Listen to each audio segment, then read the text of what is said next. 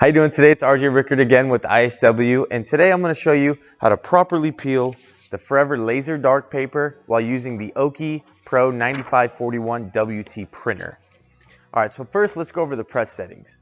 We're going to set it at 320 degrees for 120 seconds when using 11 by 17 tabloid size paper or 13 by 19 tabloid XL paper. You only have to press it for 90 seconds if you were using the 8.5 by 11 paper.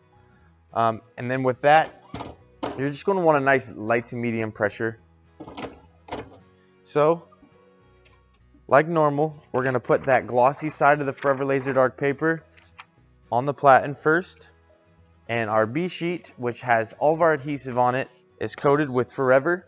So we're going to put that non-coated side right on top of the image. We're going to cover it with some parchment paper, slide it into the press, and press it for 120 seconds. Alright, so the press is almost ready. So it's going to differ a little bit than using the other OKI data printers. When we slide it out, instead of being a super hot peel, we're going to count to 5. So we're going 1 Mississippi, 2 Mississippi, 3 Mississippi, 4 Mississippi, 5 Mississippi, and then we are going to start our peel. Slow and steady, keep it on the platen.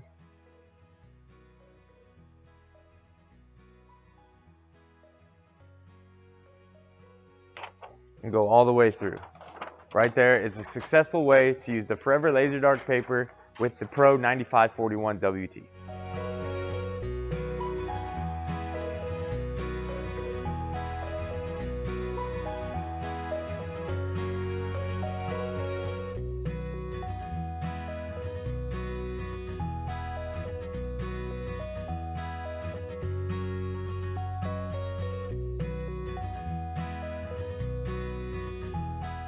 Once again, I'm RJ Rickert with ISW, and thanks for watching.